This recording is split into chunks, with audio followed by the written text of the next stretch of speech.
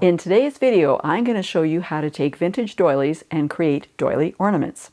Hi, I'm Kim Jamieson-Hirst of Chatterbox Quilts, and today I'm going to show you how to make these beautiful little doily ornaments using vintage doilies, which you may have around your studio if you're like me, and some fabric, embroidery hoop. Well, let's get into the materials that you need, right? So I'm just going to move these off to the side here. So you're going to need some fabric because you have fabric behind the doily. As you can see here, I'm using this green fabric. So you can use regular quilting cotton. You could use some felt even. I have a few things here. I even have some flannel that might work well. I'm kind of getting into the holiday season with these, so I actually threw in some Christmas fabric as well. You could even use silk. You don't have to be using quilting cottons here, but you probably have some of that in the studio. So that's going to form the background. And then, of course, you need to have some doilies. So you may have doilies that are like this, little individual doilies, and it depends on the size you want to make your ornament. And that's going to be determined by the size of embroidery hoop you use, and that will help to determine which doily you're going to choose. Okay, that sounds really confusing, doesn't it? Don't worry about it. I'm going to explain that in just a moment. But here's a few doilies that I have. Now, this is a really great project because we're actually going to do some painting on these. And so if you have some that are a little bit stained, I don't know if you can see, but some of this is a little bit stained here, you don't have to worry about that because the paint can cover that up, right? Now, you might also want to work with, and I like working with, some old lace tablecloths, and that's actually what I used for this particular one. Is I cut out a part of the tablecloth and used it for that ornament. So you can get a lot of ornaments from just one simple tablecloth.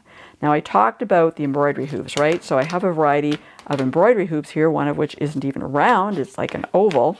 So depending on the hoop that you choose, that will determine whether your doily is going to work or not, because your doily needs to extend over the hoop. So you can see in this particular one, it's about the size of the embroidery hoop, but it's not going to work because it's not going to overlap, whereas this one will, for example, this one will for sure. Okay, and you can see what I'm talking about in this other sample here, which isn't quite finished. I wanted to leave it like this to show you where you can see that my doily is definitely large enough, and you can see that the background fabric actually has to be larger too, right? This happens to be the red felt. So those are a few things, but there's more. So once you've got these all sorted out, then we're going to do some other things with the doily ornament to make it look really great, and that is we're going to do some painting with it. So I'm using these Derwent Inktense Pencils here to do that. So as I said before, I'm kind of getting in the holiday spirit, so I chose some reds and greens and golds. You can choose whatever you want to suit the theme or the colors you want in your ornament. You're also going to need some marking, some erasable marking pencils, and this is to trace the hoop onto your chosen fabric and your doily. So depending on the color, you might want a dark one. Here I'm using this chalk, it's called Chubby Crayon, it's chalk pencil. That works really well. Sorry, you might want to use this on light fabrics. This works well on dark fabrics. One's dark, one's light. They work for the opposite kind of fabric, right? Okay, you may need a glue stick or a glue gun. I just use a glue stick to adhere this ornament into the hoop. You're going to need a little paintbrush to use with the Inktense pencils, and you're going to be using that with some aloe vera, just 100% aloe vera. So I've got just a coffee filter here. I'm going to put the aloe vera in, just a very small amount is needed. I also need a bit of water to rinse out my paintbrush. So I just have this little, this is just a cap off of a, I think it was iced tea or something container. Works really well. I just need this little bit of water. You're going to need some scissors to cut out your fabric and your doily, and maybe some trim or ribbon if you want to hang these, because you can hang them. They make great hanging ornaments. But if you're using a bigger embroidery hoop, you might want to put them on like a plate stand and have them up that way to decorate. I also have some paper towels, and I've got some parchment paper because I want to put that down underneath the doily before I start working on it with the paint and the aloe vera and everything. Okay, so what's our first step? Well, our first step is to move things out of the way so I can show you the first step, right? So what you want to do is you want to choose your background fabric, choose your doily, choose your embroidery hoop. So let's say we're working with this size embroidery hoop. You want to take your doily and you want to put your hoop on. You want to use your erasable marker, whichever one works, trace it here and then cut out outside those lines, probably about an inch, thereabouts. Okay, you want to do the same thing with your fabric. Now I've got more on this one. You can see when I cut it out, I'm not great at cutting that out evenly, I'll admit, but that's okay. I can always trim it later. The main thing is it needs to be large enough that it will go over the embroidery hoop, because it's going to be folded to the back, as you can see on this one, and glued down. Okay, so you need to make sure that you've got enough overlap there. Once you have the two of them cut out, the next step is to work with the doily, not to get the cat to help you. So I'm going to put this aside and I'm going to get set up to do some painting on this doily. So first thing I want to do is put some parchment paper down. Okay, you can use wax paper, whatever, something that the paint's not going to go through. All right, I'm going to move everything else out of the way while I'm doing this. And I told you I'm going to be working with the Aloe Vera Gel, so I'm going to just put a little bit of this into this coffee filter. I mean, you can put it into whatever you want. These just happen to work well and they're inexpensive, right?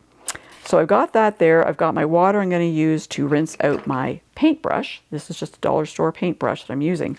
And the first thing I want to do is I want to decide where I am going to paint on here. I don't have to decide the color yet, although I could be thinking about that too. But I want to decide where am I going to put paint. Like, am I going to paint the whole thing or only certain sections of it? And then when I've decided where I want to paint, let's say I want to paint the center circle here, I'm going to put some of that aloe vera gel onto it. I know you really can't see it, but trust me, it's there. All right. And then the next thing I want to do while that's still wet is I want to work with the paint, okay? Well, paint, the pencils, right? Let's see, I am going to do something different here. Let's do this.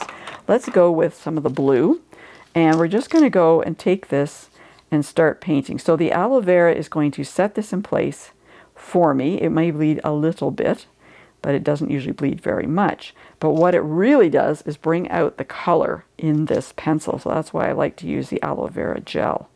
All right, so we're going to do that, something like this, okay?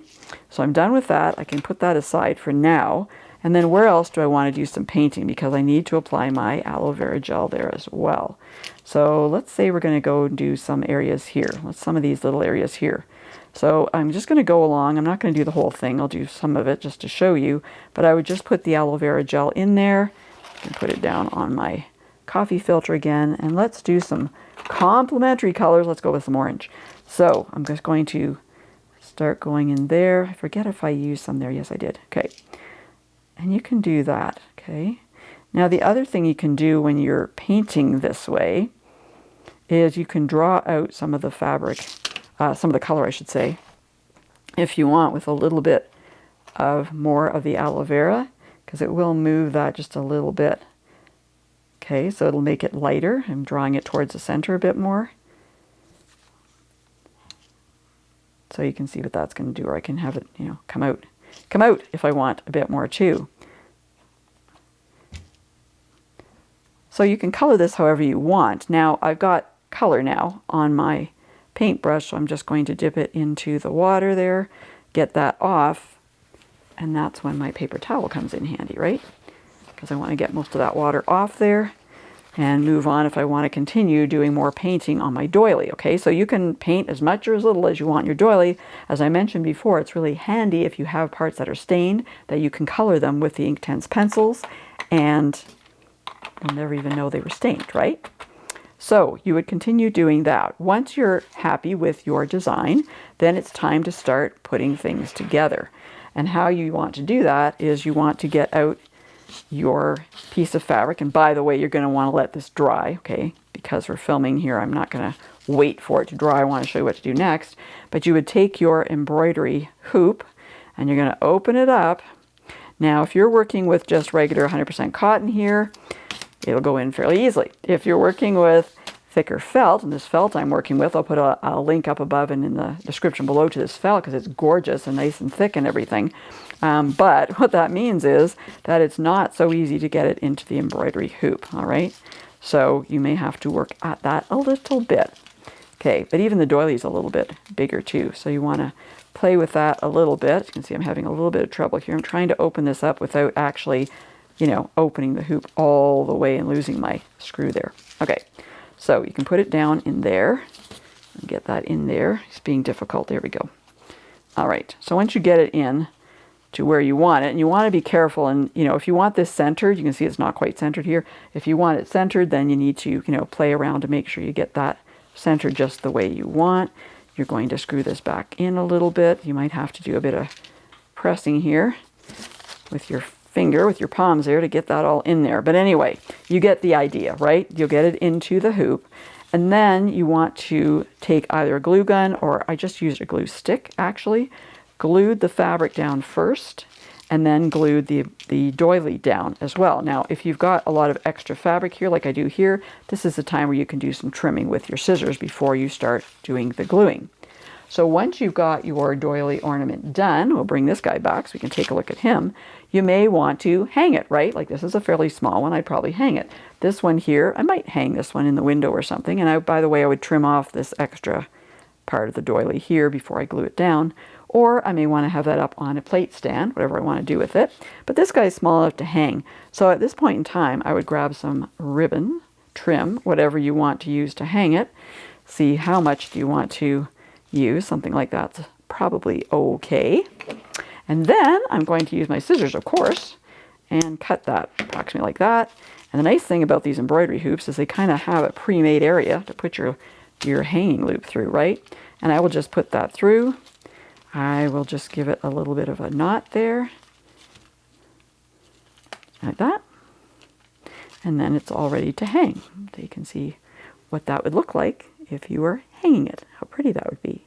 So it's a great way to use up some of those vintage doilies that you have and you just don't know what to do, because this allows you to display them and admire them, right? Admire the workmanship that went into them. And it's fun to play with the Derwent Inktense pencils as well. And it's easy to do too. So be sure to check up above or in the description below, because I'll put a link to those too, and you can get your own set. They come in different sizes. This one is 24, I believe, pencils in it. I think it tells you here. Yep, 24. And that's a really good size, I found. That's worked well for all the different projects I use them for. Now, I've talked about making these ornaments here. You might be wondering, what else can you do with the Derwent Inktense pencils? Well, good question. Don't worry, I got you covered. Check out this video that has all the information that you need. And for more helpful quilting information, be sure to go to my website at www.chatterboxquilts.com.